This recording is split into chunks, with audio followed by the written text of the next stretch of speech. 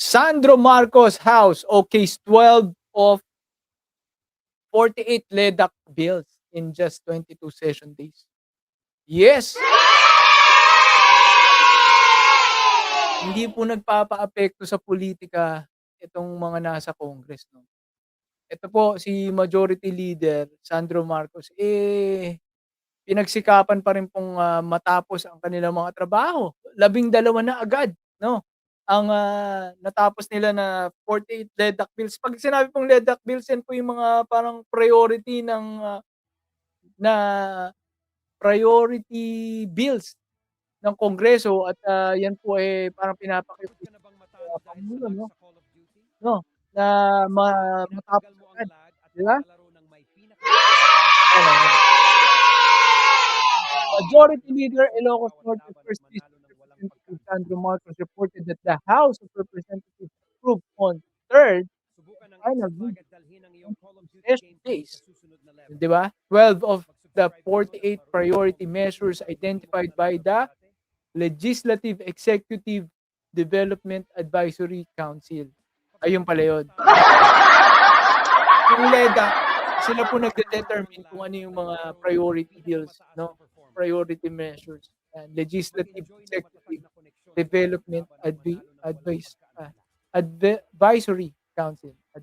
Council o tinatawag na LEDAC. At sinabi pong Legislative Executive, 'no, parang ano po yan, sanib puwersa nilang, bin-brainstorming yung mga ano, 'no, mga bill na yan, 'no, na mina-mark nila as priority. Yan po talaga yung pangunahing dapat matapos agad.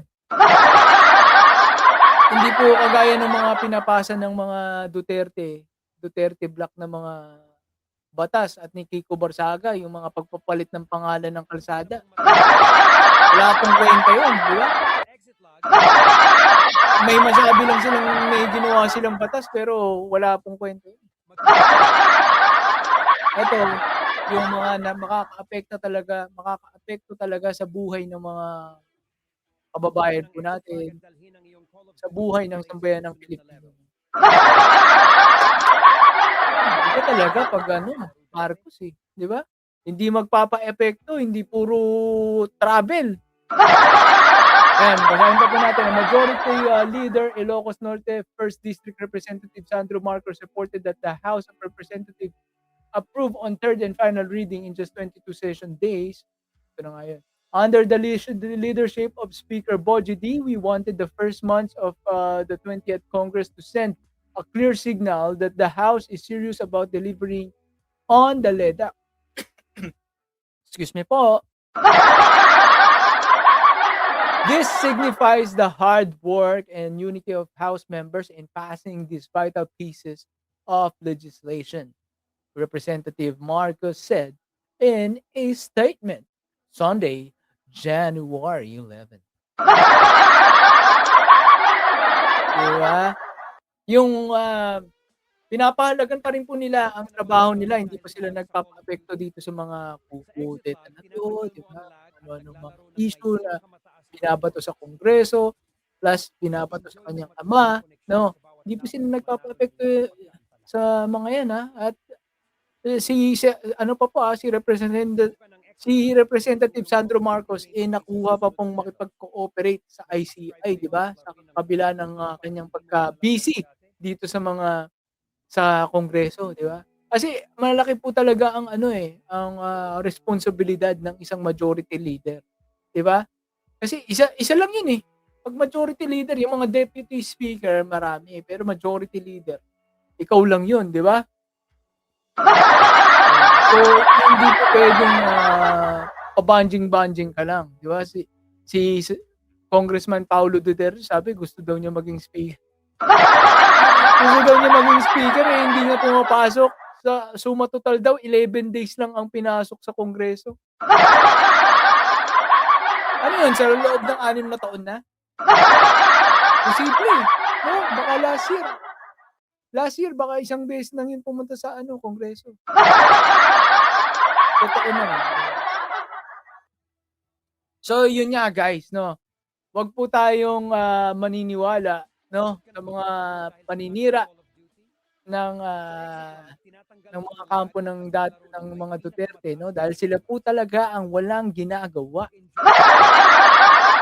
Ang mga Marcos, ang mga ano 'no, ang mga matitinong tao sa Kongreso, ang mga young guns 'no, sa Kongreso, patuloy po na nagtatrabaho sa kabila ng mga kontrobersyal na issue 'no.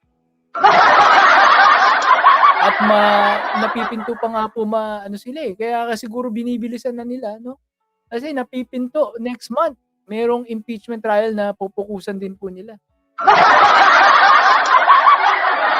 Ano, Representative Marcos noted that the House has already produced one national law transmitted to the President, the 6.793 trillion 2026 General Appropriations Act or GAA. It has also generated 52 adopted resolutions and 32 House approved bills, 26 of which were national importance and 6 local measures. Diba? Totoo, nagtatrabaho, 'di ba? Nung panahon ni Duterte walang mga ganyan 'no? Hahayaan nilang mabulok sa Kongreso yung mga bill. Hindi nila ipapasa 'no, sila ang puro travel. Ayan, sabi ni, Sandro Marcos, ayan, "The presidential son says that these numbers reflect a House that is trying to match the pace of the challenges facing the country. With LEDAC priorities serving as the spine of the chamber reforms workload. Chamber's reform workload." Okay. He explained that of the 48-item LEDAC, 12 bills were already approved on third reading, 5 measures approved by the committee and awaiting comments from the Appropriations and Ways and Means panel, and 15 measures under technical working group or committee deliberation. So, ayun po, no? Ang maganda po dyan, no, na re-reassure po tayo na sa kabila po ng lahat ng ingay ng politika, may mga natatapos pa rin pong trabaho dito sa Kongreso. Kasi po nakakalungkot pag focus lang tayo sa mga bad news, sa mga chismis, di ba? Kaya kailangan po malaman din po natin to na, may nagagawa pa rin pala ang Kongreso sa kabila ng mga batiko sa kanila, mga paninira sa kanila. Ang tanong po, ang Senado po kaya may nagagawa rin? Sa pamumuno naman ni Senator Ping at ni Senator Tito Soto, maganda naman po no na kagaya nung GAA, di ba? Naipasa agad 'yan. Pero nung panahon ni Chis Escudero, itatenga yan, forthwith Pag forthwith, 4 months. Diba? Wala po tayong aasahan pag Chis Escudero. Mabuti na lang na napalitan na ang Senate President. At magandang tandem po sana, no? Senate President Tito Soto, tapos although maganda rin naman po ang mukhang ginagawa ni Speaker Bogie D. Pero parang ideal, di ba, pag si former Speaker Martin Romualdez tapos malapit na yung impeachment. Diba, pag sila po tandem, di ba? Ang ganda ng laban. Masakit-sakit yan. Diba, sa mga Duterte kung si Speaker Martin Romualdez ang speaker sa Congress during the impeachment trial ni Sara Duterte. Diba? Ayun. So, 1 hour and 8 minutes na tayo. Let's go! Ang bilis ng oras, no? Naka-1 oras na po tayong talakayan sa mga bagong balita dito po sa ating bansa, no? Para sa mga OFW na nakikinig po sa atin, nanonood po sa atin, no? Yan. Dito lang po kayo palagi sa Birahan PH. Marami po kaming host dito, no? Balita at kaalaman. Ako po, alas 5 ng hapon, no? Tapos si Takeru Miyamoto, si Nyolo, si Mayor Bico o Banat Boy Mandirigma. Let's go! At syempre pa, no, ang aming boss idol, Ma'am Sher, Chip Amo. Ayan, si Ninong Ramos, si Mark Ramos po, no? Let's go! Thank you very much po sa lahat ng, nanatili 'no, hanggang matapos po ang ating, session for today.